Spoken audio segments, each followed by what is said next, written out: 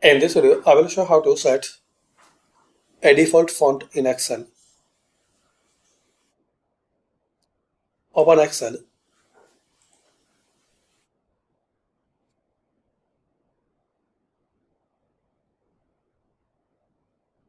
Now open blank document.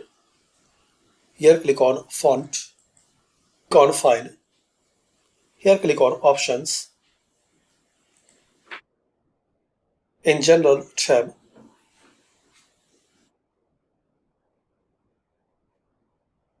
you will see the option. Now here you will see option when creating new workbox. Use this as the default font. Click on this drop down and select your desired font. Select your desired font from this list.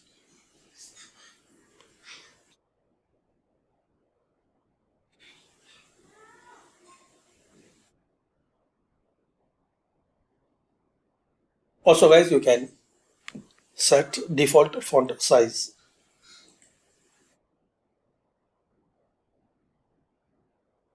Then click on OK.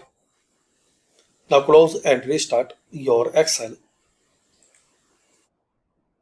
So this is the way guys you can set a default font in Excel. Thanks for watching.